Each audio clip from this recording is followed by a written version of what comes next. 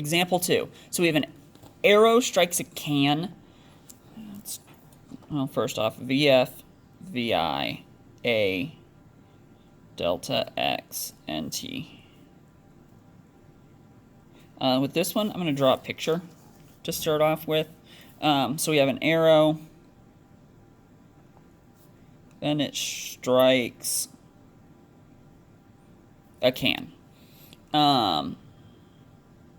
So it hits the can at 32 meters per second.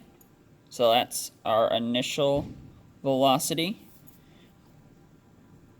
And it exits it at 31 meters per second. So 31.0 meters per second. So that's our final. If the arrow is 42 centimeters long, so the length of our arrow is 42 centimeters or 0.42 meters, which is 42 centimeters. Find its acceleration as it pierces the can, ignoring the width of the can. So the distance that it's going to travel, because once it hits here and it goes through, is going to be our displacement. So 0.42 meters. And we want to know its acceleration. So we don't need our time.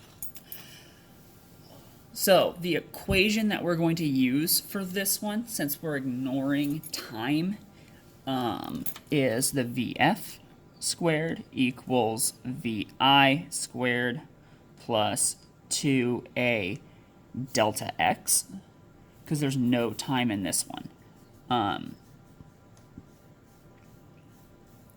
So first thing I'm going to do is I'm going to rearrange it so it's A equals, so we have VF squared. So first thing I'm going to do is subtract VI squared to both sides. And then we just need to divide by 2 delta X. So we end up with, I'm going to write this up here, A equals VF squared minus VI squared all over 2 delta X. Oop, and you guys can't see that. So now I just need to plug in all of my numbers. So 32 squared minus 31 squared to 0.42, because we need to keep our displacement in meters because of our speed. So when we plug this into our calculators,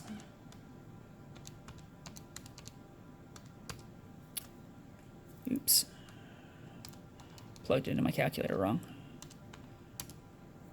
You should get 75